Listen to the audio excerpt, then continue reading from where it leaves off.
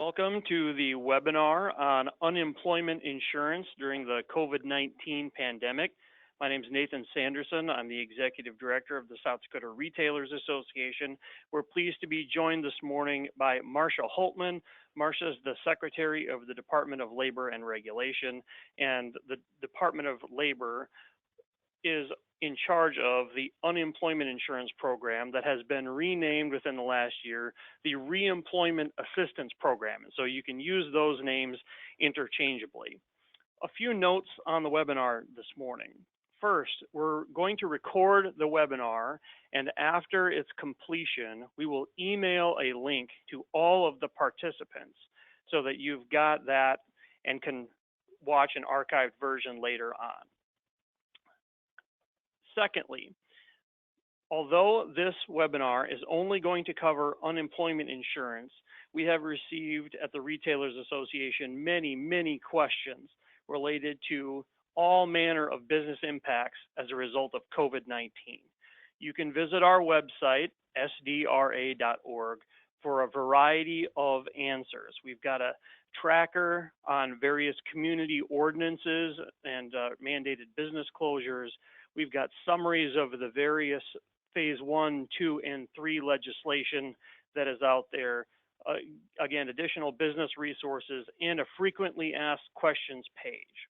And so as a result of that, we would strongly encourage you, if you have questions that are not covered in the webinar, visit the website or go to the Department of Labor and Regulations website as well.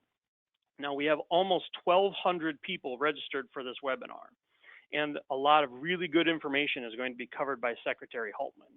And so we would encourage you not to submit questions during the webinar. I would say again, not to submit questions during the webinar.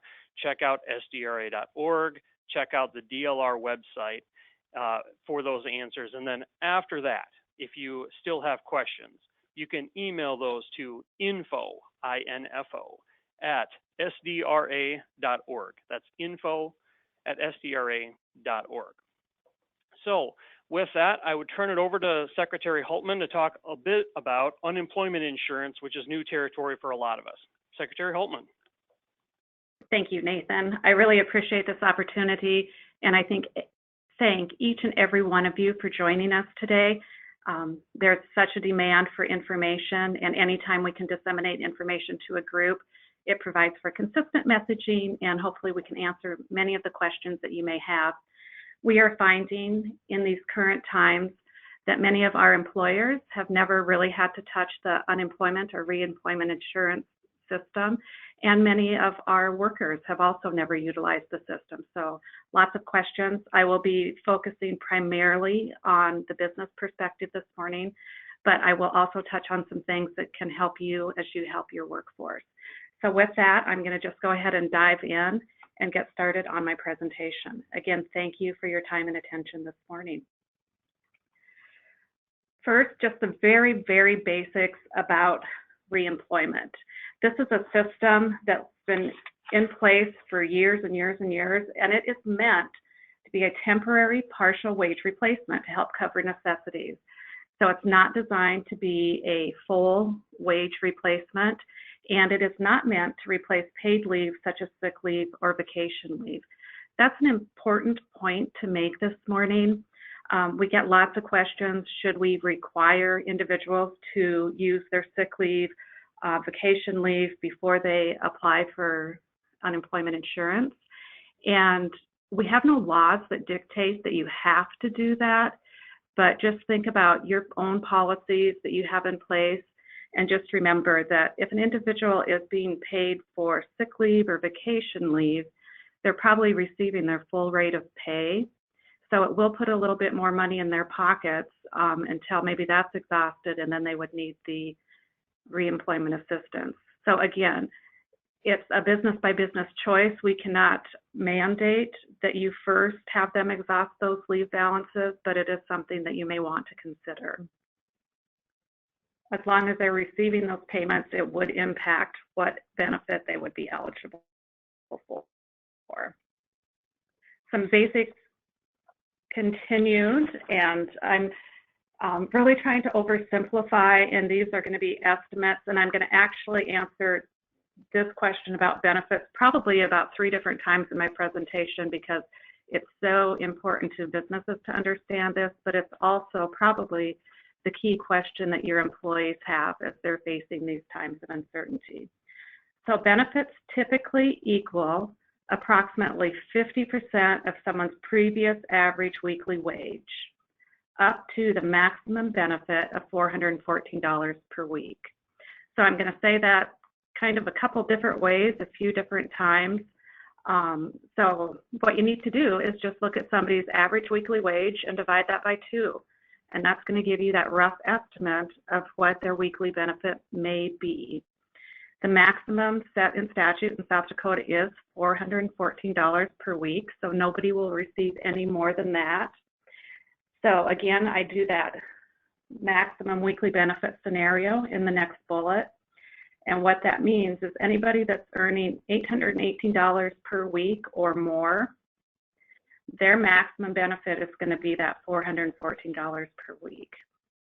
And it's also, the math's worked out there for you that you can see that equals an average annual wage of about $42,000. So anybody, again, earning over $42,000 would still just get that maximum benefit. I gave one more scenario there. I used our state minimum wage, and I did the assumption that an individual earning the minimum wage and working 40 hours a week, so their average weekly wage would be $372. Divide that by 2, and you get that average weekly benefit. So really, we cannot tell you exactly what somebody's benefit is going to be, but when you're working with your staff, you could sit down and you could pencil that out for them, figure out what their average weekly wage has been in the past, and know that about 50% of that is what their benefit should be.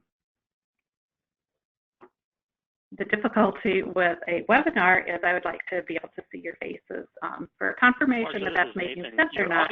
But again, we're going to have time to revisit this and look at different scenarios as I go through the presentation. Okay, I'll try to, is that better, Nathan? Marcia, this is Nathan. Your audio is breaking up just a little bit. Yours was breaking up a little bit too when you just spoke. So not much.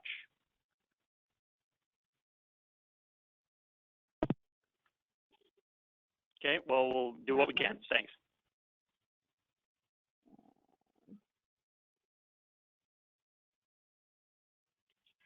Nathan, is this better? And actually, yours is a little bit iffy too, Nathan. Yes, it is. Thanks. Okay. I actually picked up my handset, so okay. Well, I think we'll just hopefully that will help. Okay. So moving on to the next. Okay. The next slide, I want to just give you a little bit of perspective about the current situation for our staff. And I'm providing this only to ask that you please be patient. If you have questions or if you've sent emails or if you have individuals that you know are trying to get through to our call center. So this was in the press yesterday. I know this isn't going to be news to most of you, but typical claims for March are related to what our claims were for the week ending March 14th. So usually this time of year, we would see about 190 initial claims in a week. And that is what we had on March 14th. Since then, our world has changed, as you very well know, and things have changed dramatically for the Unemployment Insurance Center. The week ending on March 21st, we saw those claims rise to 1,703 initial claims. And we'll continue to see those numbers increase in the coming weeks. Our normal call center staff equals 11 people. So we were geared up to handle those 190 claims. We are doing everything we can to staff up to handle all the additional claims that are coming in. So far, we have added 25 additional staff to our call center, and today we are adding 23 additional phone lines. We continue to look at everybody that we can get trained and teed up as quickly as possible to help us with taking claims. And this weekend, we'll be regrouping, looking at additional policies and procedures and ways that we can increase our accessibility. So I know that individuals calling the call center have been frustrated. We've had employers who've been frustrated because they haven't been able to get answers right away, but we just ask for your patience. Our unemployment insurance staff in its entirety, individuals dedicated to handling the entire process, we only have 69 people. So again, we're doing everything we can. We're going to continue to work to increase our capacity and ask for your patience as we do that. So let's talk a little bit about how things have changed since COVID-19.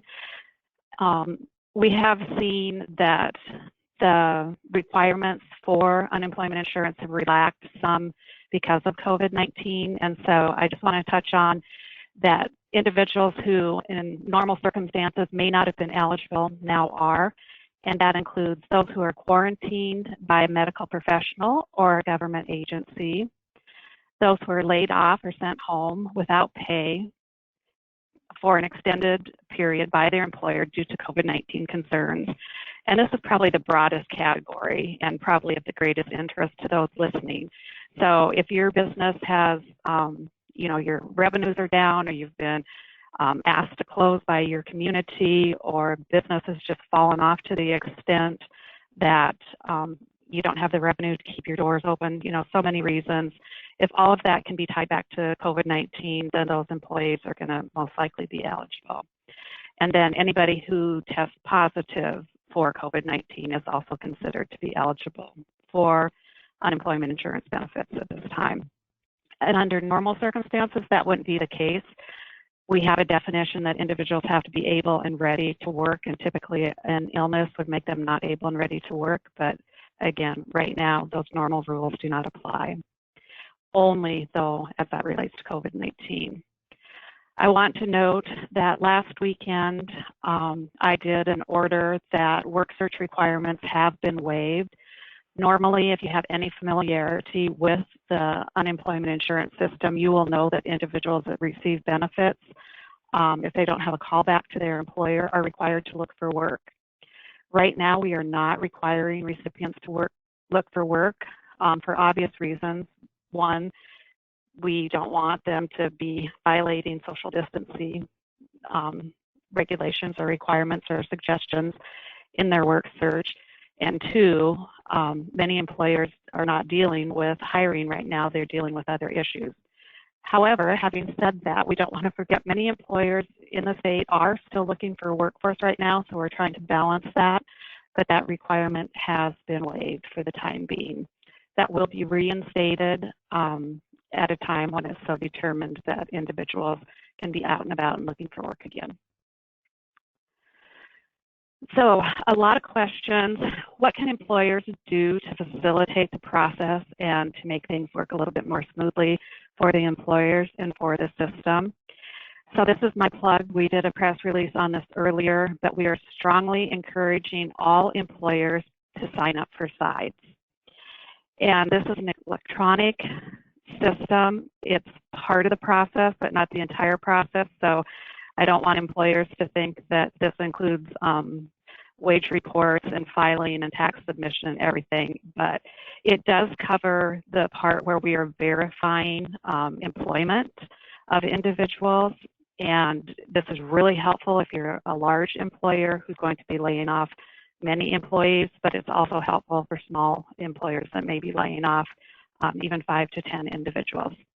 So again, just my plug, if you've not signed up for SIDES, please do this. It just makes the process easier. It eliminates us having to mail claim notes out to you.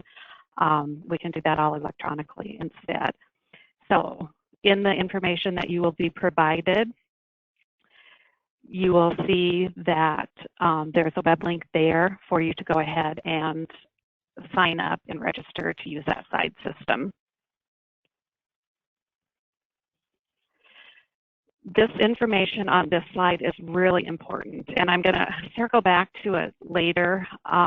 with some things that the feds are doing, but I want to encourage you to consider this if you are looking at reducing anyone's hours or doing a temporary layoff. So I recommend strongly that you do a layoff letter to your employees, and these are the items that we suggest you include. In that letter, note that the layoff or reduction of hours is directly related to COVID-19. You should specify in the letter, are you reducing their hours, and if possible, by what percentage, or are you doing a temporary layoff with a tentative callback date? It is our recommendation that you date that out 10 weeks from the day of layoff. So, for instance, if you were going to do a layoff letter today, you would include a May 29th callback date. And again, you're saying that's tentative because we don't know if it will be May 29th, if it will be before that or after that, but you can date that out 10 weeks for the purposes of UI, and then that can be subject to change. It is really important that also in your communications, in this letter to your workforce, that you note if the business is able to reopen and resume work hours prior to the callback date, refusal to return may result in a loss of benefits. So again, I don't know, we need to have a dialogue on this, but really think about this. So what that means, if I say that you're tentative or you're temporarily laid off until May 29th, but if things turn around and your business picks up and you've got work for people to do and you can call them back prior to May 29th, so if you reach out to your staff, if you have this documentation and you say, okay, things are up and running, we're ready to go, let's get you back to work on May 1st, and your worker refuses to return to work on May 1st, then that should impact their benefits and they would no longer be eligible. That's really important to remember when I talk about some things that the federal legislation is contemplating right now. So again, please, after the webinar, this is really important. We will actually ask for you to provide the letters that you've given to your staff, a copy of that to the UI division. So we'll have documentation so we know that you clearly express to individuals the duration of the temporary layoff, as well as the notice that it could happen prior to the tentative date.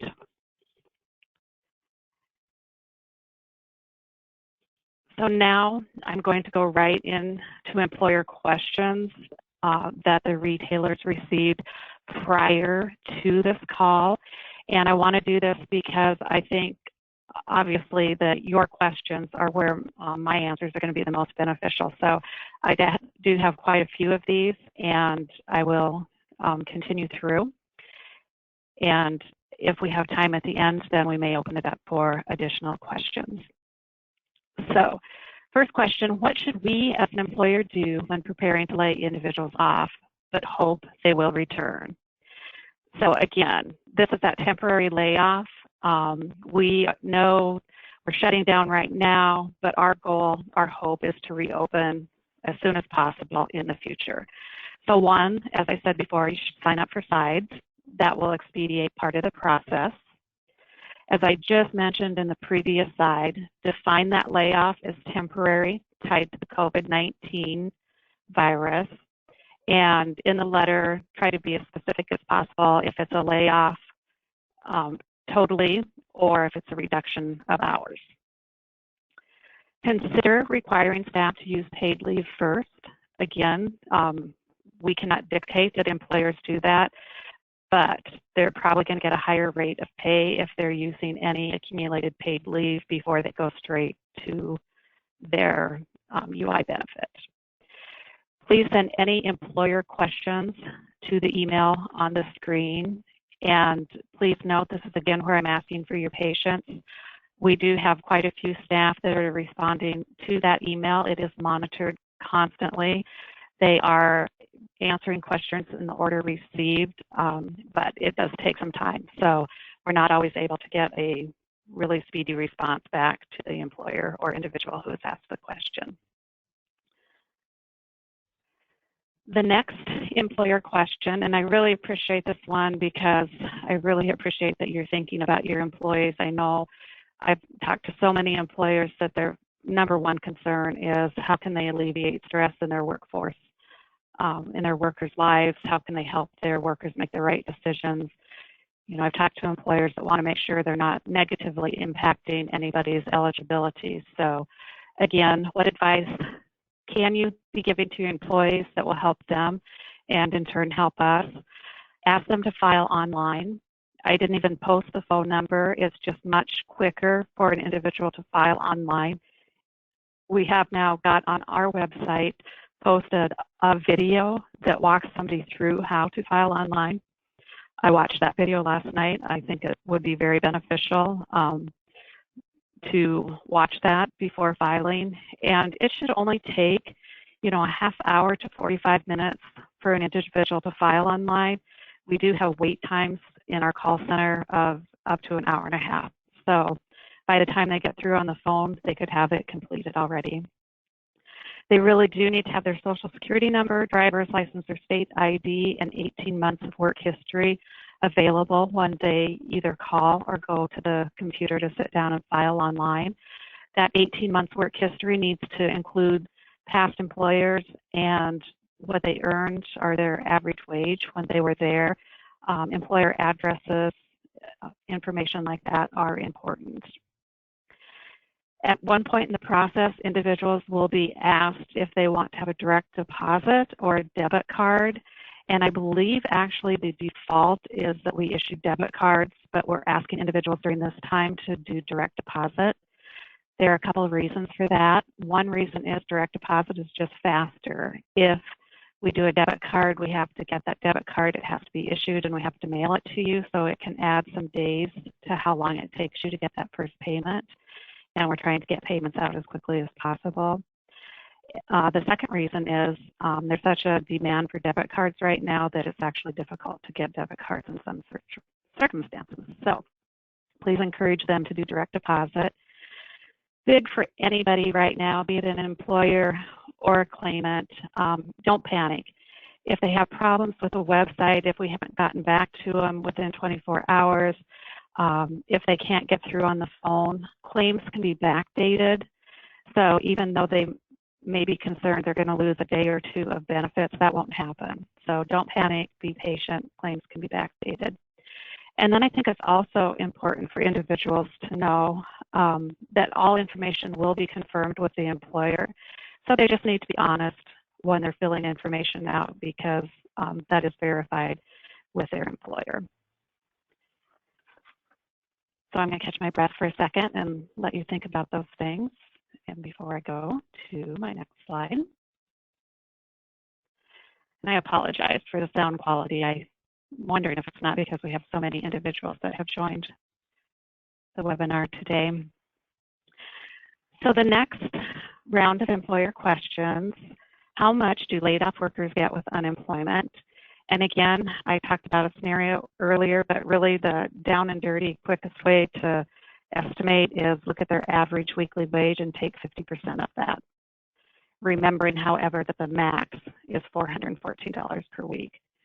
We actually have a minimum in statute of $28 per week, so an individual could get a payment as small as $28, but it'd be pretty rare circumstances with our minimum wage being what it is in this day and age for that to be what anybody would receive.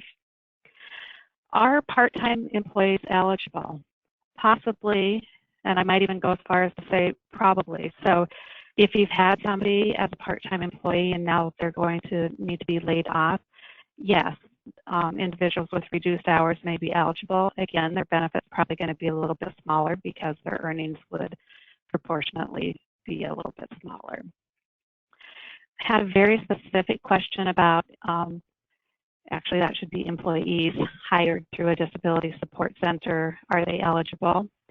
And that guidance will vary by program. So I really hate to give you non-answers today, but it would be best to check with that specific program, as I know for different programs that we administer, each program is getting a little bit different guidance from our federal counterparts on how we should handle that.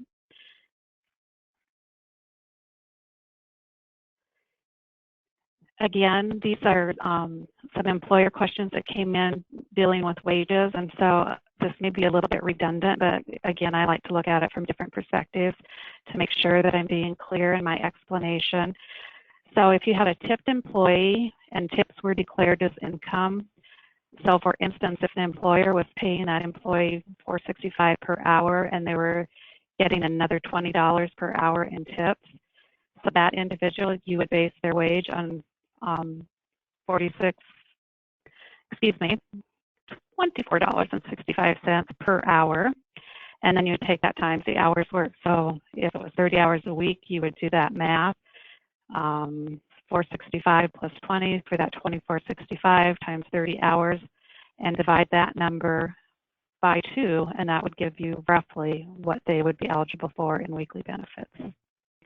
For tipped employees, if their tips are not declared as income, then we base their wage on the minimum wage, which is $9.30 an hour. So again, depending on how many hours they worked on average each week, if it's 40 hours, you take 930 times 40 and divide that by 2 to get the estimate of what their weekly benefit would be. So just one last time, figure out the average weekly wage, and that weekly benefits equal approximately 50% of that, up to, again, our maximum in statute of $414 per hour, or excuse me, per week. Per hour would be quite the good deal. All right, moving to the next questions. Some of these, again, are going to be redundant, but I wanted to make sure that I'm answering the questions that we are seeing from employers. So there's just a whole range of questions asked here. Can the employer require employees to use leave first? Yes, you may decide to do that. And just think about that. As I mentioned earlier, they might be a little bit better off to do that because they're going to be paid at their normal rate of pay rather than that reduced rate that would be their possible UI benefits. Had a question about, can our accounting firm do all the necessary RA steps? So basically handle your reemployment or unemployment claims for you? Certainly. I believe there are many accounting firms out there that do that work. You would just need to visit with your accounting firm and make sure that they are willing to take that on and able to take that on at this time. Do we need to give notice that we officially closed? Do we need to give notice of status? And again, that's not a requirement in law, but it is our ask of employers right now to help facilitate the process. That refers back to the letter that I'm asking that you give to employees.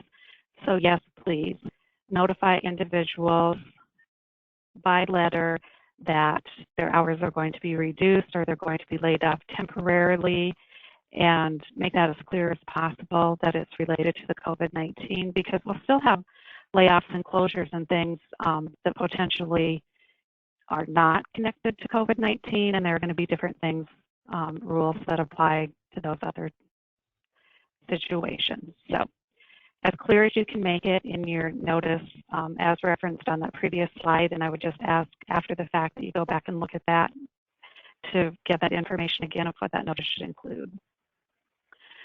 We did have a question about, we were previously planning to terminate an employee in May and had their replacement in mind or ready to be teed up at that time. I will tell you, if you are going to terminate somebody for cause, that you should do that now, and you should make sure that you have your documentation in order that they were terminated for cause, because that can become an eligibility question. And if you don't have it well documented as an employer, that person, even though they were fired for good reasons, may be eligible for benefits. So I guess I would not suggest that you hold on to an employee that you would otherwise terminate. Ask for some clarification on terms. So furlough and layoff are somewhat synonymous. That means that you are laying individuals off or reducing hours with the intent that you want them to come back. There may also be businesses that just close and never reopen. I don't know how many businesses are going to make that decision right now, so my assumption most people are being laid off with a callback to be determined. But if you know that you are going to close your doors permanently and have no intention of ever reopening, then you should state that too. But furlough or layoff are really important because those indicate that it's no fault of the individual. And unemployment insurance is a no-fault system. So that means that I lost my job through no fault of my own. Terminate or fire indicate that I lost my job because I did something wrong. I violated company policy, I violated attendance policy, I was insubordinate. There can be a whole host of reasons that you may choose to terminate or fire somebody. And typically, if somebody has been terminated or fired, then they're not going to be eligible for benefits. And again, you just want to make sure that you have your documentation in order and that you can show why those people were let go. Remember, furlough or layoff is no fault of the employee. Terminate and fire, there is going to be cause and responsibility of the employee for why their employment ended. I've touched on this one before, but are part-time individuals eligible? And the answer is probably. So if they were only working for you part-time before the reduction in hours or layoff, again, they're very possibly going to be eligible for benefits. It's just going to be based on what their wage was. So a part-time employee was maybe only earning $150 per week. And if their hours are cut entirely, then we could estimate their benefit would be about $75 per week. The last bullet on this page, and I'm going to give this one an asterisk, are self-employed individuals such as hairdressers, individuals that do booth rent, independent contractors. Are they covered or eligible for unemployment insurance benefits? As of today, that answer is no. I will ask you, however, to stay tuned that we are going to see many changes coming with legislation being considered by our federal counterparts. So at this point in time, I would tell you that these individuals are not eligible and should not be applying. But if that changes, we will definitely get that message out to the public. So with that, that segues really nicely into my things to watch. I'm really trying to stay in my lane this morning, and my lane for today is unemployment insurance or reemployment assistance and how that impacts individuals and employers alike. But there are so many things that are impacting your lives right now as small business owners and things on the federal level. So just know we're watching that. Currently, there was some federal legislation released.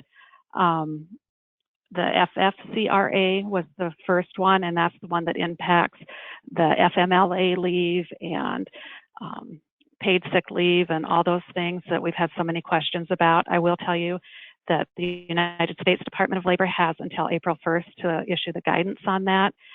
So anything at this point in time is a little bit of speculation, as that guidance has not been released and won't be until next week. The other thing that is moving very quickly is the CARES Act, and the CARES Act has passed the Senate. The House is supposed to vote on that today. And you've maybe heard a lot about a $600 per week payment to UI recipients. That is actually part of that bill. We're watching that really closely. And our understanding of that right now is individuals that are receiving unemployment insurance assistance as a result of COVID-19 may be eligible for an additional $600 per week in their benefits. And that's why that letter that I mentioned earlier is so important, because we don't want to allow individuals to have an incentive to stay off work. We want to make it clear that once we can start our businesses up and get people back to work and their employer is calling them back and asking them to return, that a failure to do so could result in the loss of their benefits. There's federal legislation that's been passed, and this federal legislation does require that states waive the waiting week. And what a waiting week is right now, once somebody files in South Dakota, we actually have an unpaid waiting week before they can get a benefit. The federal government is requiring that we waive that and that individuals would get paid from that first day of the layoff. The federal legislation also requires that employer tax rates not be negatively impacted. So I know that's a question we've been asked a lot. If I lay people off, are my tax rates going to go up in the future? We have to make some changes at the state level. We're working on that. Things are in the works because our goal is to be in compliance with both of those requirements. So please stay tuned and watch the news for further developments on that particular situation. And those things, like I said, are in the works, and the CARES Act should be up in front of the House for vote today. So with that, Nathan, I've kind of gotten through the majority of my slides. My next slide is just important things for individuals to remember, important resources for people that are still looking for workers or individuals looking for a job. We recommend they go to our website, again, to reinforce where individuals should go to file online. I am giving you the phone number as well for individuals to file online. We do ask that employers not call that phone number because it's reserved for claimants. And just, again, we say that it's a minimum of a 1 hour wait time, but I know yesterday it was closer to an hour and a half. And then for all those employer questions, again, just restating what that email address is. So with that, I'm not even sure where we're at in our time frame, Nathan, but I would stand by for any questions or comments from you, and if we have time for any questions from our audience. Yeah, thanks, Marcia. This is Nathan again. We've had a number of questions roll in, and so I'd like to walk through a couple of those. But before we get to more questions, I wonder if you wouldn't mind sort of giving us a summary with a couple of examples. So, for instance, I own a restaurant.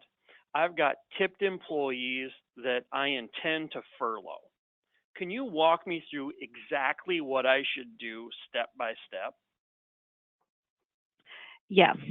So I would first make that decision, and I'm going to furlough them or lay them off. And my assumption is that the restaurant in this scenario is going to reopen as soon as they can. So I would look at the day that layoff is going to occur, and I'm going to pretend like it's today. I would figure out what 10 weeks from today is, and I would draft that letter to my workers, and I would say, this is a temporary layoff with a tentative callback date of May 29th, and your layoff or reduction in hours is directly related to COVID-19. And then I would include that note. You know, please note, if we're able to reopen prior to May 29th, you will be called back.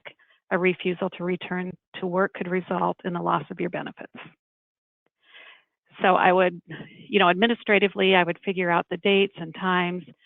I would then sit down with my employees and talk to them. You know, unfortunately, we're in this circumstance. We are going to be laying you off, but my hope is that we'll be able to call you back, and you will be eligible to apply for unemployment insurance. Here are the things that you can expect. Here are the things that you'll need to do to file. And here's the information that you should have when you file. Kind of, you know, try to work with your staff, and you could even run some scenarios for them, or just the quick down and dirty is you're not going to get your full wage on unemployment, but you can expect about 50% of it. And then, you know, just move forward with that. Then as an employer, get signed up for sides, and then we'll start communicating with you on the information that we need from you as an employer to process those claims. Okay, and I think you've talked about this a little bit earlier, but to be specific, what should the letter contain? It should say that you're being furloughed as an employee as a result of COVID-19. We anticipate to call you back in 10 weeks. What else should the letter include? Just if it's going to be a reduction in hours or 0 hours. and also that note. I think it's really important to include the note that a failure to return may result in the loss of benefits. I'm just going to be honest with why I think that's so important. With the federal legislation that's being considered, individuals may be, if they're receiving that $600 per week on top of their regular benefit, there could be a lot of situations where there's an incentive to not return to work. We want to make sure that when the work is available, they are required to return. Okay, very good. Well, now, Marcia, we've got just a variety of different questions here. And so I'm going to kind of go quick hitter through these. I think a number of them you've addressed, but just to restate. So the first one, what is the status for sick and vacation leave if the staff is laid off? Now, I'm assuming that there are some individual policies that need to come into play here. And so could you talk to that a little bit? Yes, that's really difficult to make a blanket statement, but if your policies allow, again, just think about what's in the best interest of the employee. If they have paid sick or vacation leave and they can use it, typically that's at their full rate of pay, so that's going to put more money in their pocket. However, if they do have sick or vacation pay that's not utilized, they're not being paid for, that will not impact their unemployment insurance benefit. Okay, very good. Again, some of these are a little bit redundant, but a self-employed hairdresser would be ineligible for unemployment, correct? At this time? Yes, as of today, that is correct. Okay, next question. So we have a pregnant employee who feels unsafe working in a restaurant situation. Is she eligible for unemployment, or would we need to continue to pay her wages? How would we navigate through that? That's one of those really tricky scenarios. If it's the employee's choice, then they may not be eligible. If the employer says, because of COVID-19 related circumstances, I am laying you off, then they may be eligible. So it's really going to depend on how the employer words it. Right, and then that will go back also, if I'm correct, to whatever individual sick and or vacation leave policies that particular business has. Correct.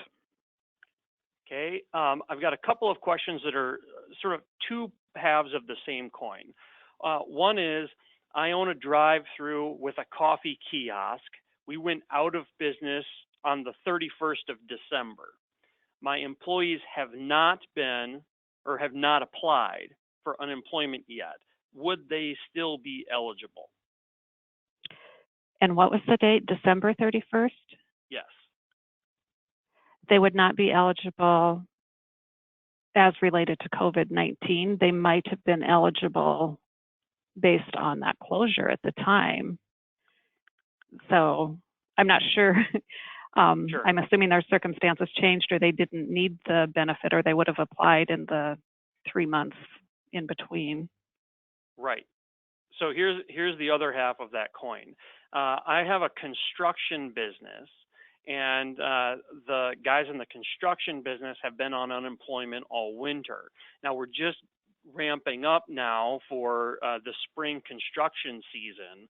So should we rehire our employees and then lay them off again so that they can get benefits related to COVID-19, or should we continue and not hire yet in the spring until we need them to?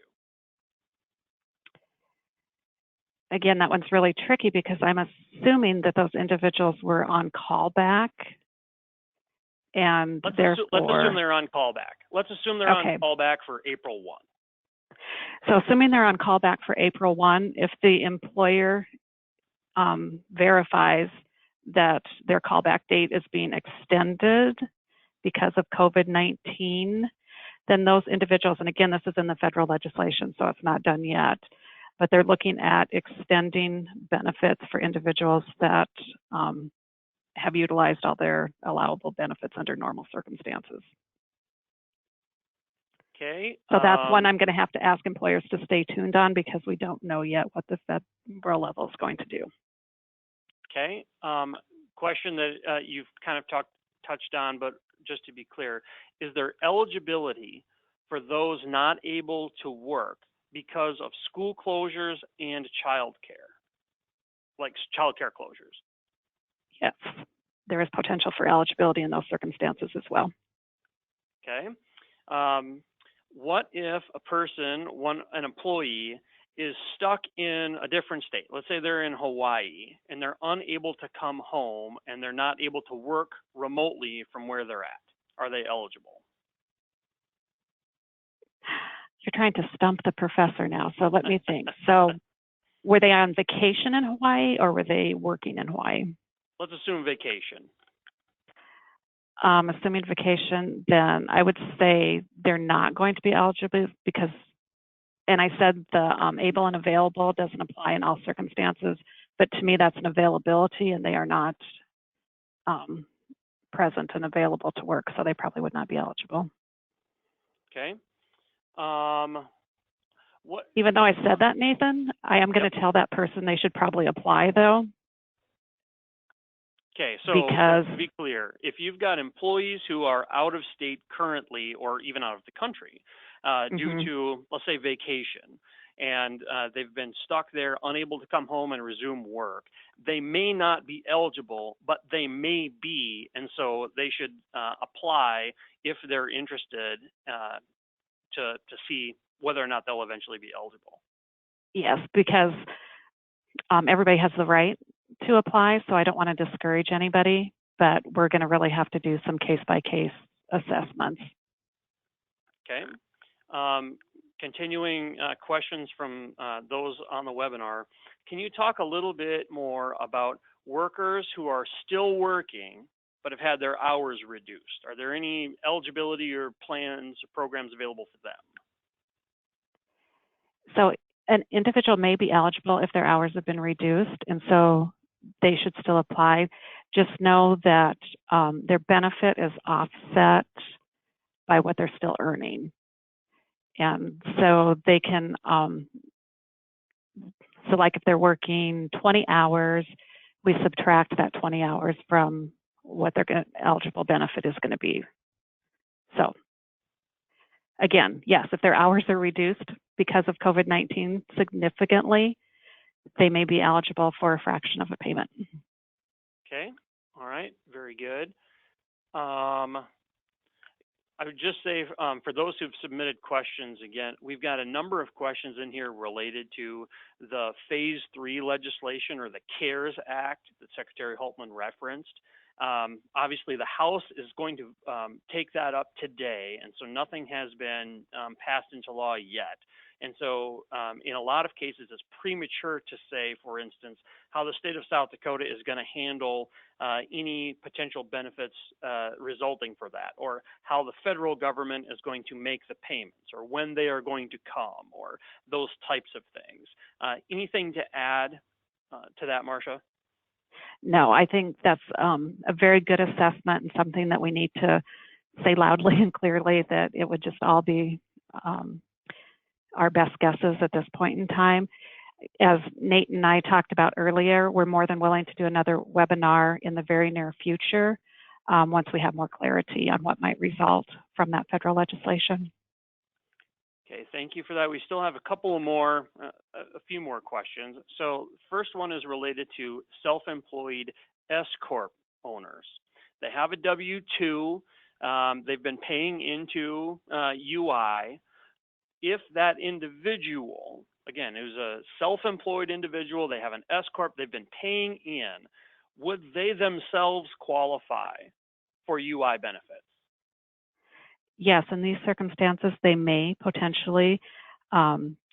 Typically, it's viewed that it's the owner's decision to close a business, but in these circumstances, it is circumstances outside their control, so they may be eligible for benefits. Okay, very good. All right, talk a little bit more about commuting employees. We're a business in South Dakota. We have employees that commute in from Minnesota. Which state should they file unemployment in? Boy, I really want to send them to Minnesota, but so do all of our guys. We actually had that very conversation yesterday. They should file in South Dakota, and then typically it results in an interstate claim. Okay. here's a question that's a little bit more specific. So we had an employee who called in sick, was out for several days, was self-quarantining, and now we haven't heard anything more. No contact, hasn't showed up for work. Should we send a termination letter? Does this fall under COVID-19? That kind of thing. I think that goes a little bit beyond COVID-19. I would document that, and if that, take COVID-19 out of the equation and look at it and ask yourself if you would terminate that person under normal circumstances. To me, the bigger concern is the not responding, the not communicating, more than the reason. Actually, I think if that employee had stayed in contact, had been working on arrangements with the employer, they would have been better off. But I believe the employer would be able to do a termination at this time with those reasons for cause, if that is how they decide to proceed. And maybe just to add on to that, an employer should approach an employee in the same way that they normally would when it comes to that kind of thing. If your employee hasn't shown up and you would have otherwise terminated them, you should continue to terminate, correct? Correct, yes. Okay, moving on to additional questions. Here's kind of a usual one. Here's a curveball. Do employees who work part-time but receive Social Security qualify for unemployment? Again, it's going to be case by case. It depends. There's different types of Social Security, so they may or may not. Again, I would encourage them to apply, but that Social Security may offset everything to the point that they would not be eligible for a benefit. Okay. Question related to employers that don't pay into the unemployment insurance pool, say farm employees or others. Are they eligible, or their employees eligible for unemployment benefits as a result of COVID-19? Not at this time. Okay, so if you're a business that is not currently paying into UI, employees are ineligible at this time for unemployment benefits. Correct. And I don't want to confuse that, Nathan, with reimbursing employers, because they pay after the fact for their claims. But we're talking about somebody that just is not required to be part of the system at all. And those individuals are not covered at this time. Okay. Let's see. A variety of more questions. Here's one. Our business has taken precautions to prevent the spread of COVID-19 within our business. We have some employees who've chosen not to work. They haven't actually been laid off. And so I think we addressed this before, but if it's their own decision, that's different than if the employer has furloughed or otherwise laid them off, correct? Correct. Okay. Let's see.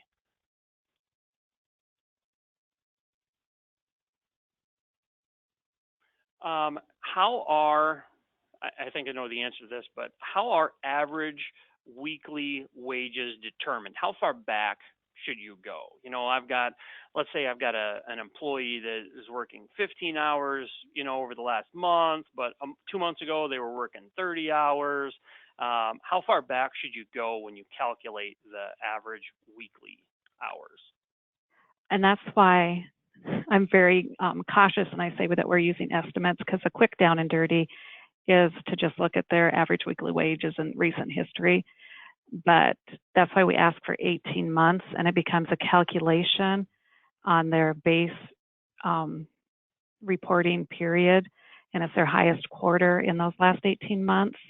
And so that might be for their current employer. It might even be for a previous employer. So that math can get really complicated and scary. That's why just for a quick estimate, look at their recent average weekly wages, and that will give you a close idea to what they're going to get. Okay, very good. We've got just a few minutes left, and so just a handful of questions perhaps. I have employees that travel for our company, and we are encouraging a 2-week quarantine. we're not really sure how to pay this. Do we have them file for unemployment? We've heard about possible tax credits. Should we continue to pay wages as normal? Any advice on how to move forward with that scenario? And that actually gets into some of that other legislation. The first one with the the weeks of paid sick leave and the opportunity for small businesses to apply for some loans to cover those wages. So that really gets into territory that's a little bit outside my realm of expertise, so I hate to give advice on that particular question. Okay, very good. Another question, or we've had a couple of questions along these lines.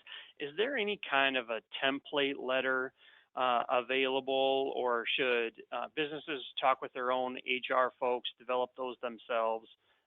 What's your recommendation there? My recommendation is definitely talk to your HR folks. I'm trying to give you basic guidelines, but don't want that to be perceived as legal advice. So consider the content that I've suggested, and I think that should cover the bases that you need to. Okay, very good. Let's see, trying to see some of the latest questions. Okay, we have an employee that works full-time at another business and part-time here. She's been laid off of her full-time business. If she keeps working at our business on a part-time basis, how would that affect her unemployment benefit? So her benefit would be based on all of her wages combined, but if she's still earning an income, that will offset the amount of benefit that she would receive. And so again, I'm trying to think what that mathematical equation is. So you would look at what they are earning, and it reduces their eligibility by a percentage of what they are still currently earning. Without knowing the numbers, it's kind of hard to get into. So they're still going to be eligible, but it's going to be reduced by the amount that they're still earning. Okay, very good. Getting a couple of final questions come in that you've addressed in the past. And so just to mention, if you do pay into UI as an employer and he's been laid off recently, yes, that individual would most likely qualify. If the employee is 100% commission and not hourly, how would that work? If they are actually an employee and not an independent contractor, they would in fact be eligible, but a contractor would not. Is that correct? Correct, and commissions are considered as wages. So. Okay, Marcia, I think that about wraps up the questions that we've got and the time that we have available. Thank you very, very much for your information this morning. We'd mention a couple of things before we close. First is we are going to have this webinar archived, and then we will email out a link to all of those who have registered. Further, we'll include that link on the sdra.org webpage. We've got a very robust series of COVID-19 information on there, and this will be included as part of that. Marcia, would you mind going back to your contact screen beforehand for, there we go. So if you look on here, if you've got employees who are looking for jobs, sdjobs.org, in order to file an unemployment claim online, that's raclaims.sd.gov. Better to do that online than to call the phone number. If you have questions, look on the DLR website, which is dlr.sd.gov. Look on the South Dakota Retailers Association website, that's sdra.org. And if you have exhausted your research in those two locations and you still have questions, you can email at DLRRA Division, that's DLRRA Division at state.sd.us. And as has been noted, there are a number of folks who are interested in this, and so please be patient as they work through that backlog of communications. Thanks again for your participation today. Thanks again to Secretary Hultman. We will provide additional information as it comes out, including updates on the Phase 3 legislation, if that passes Congress, online at sdra.org. Thanks, and take care.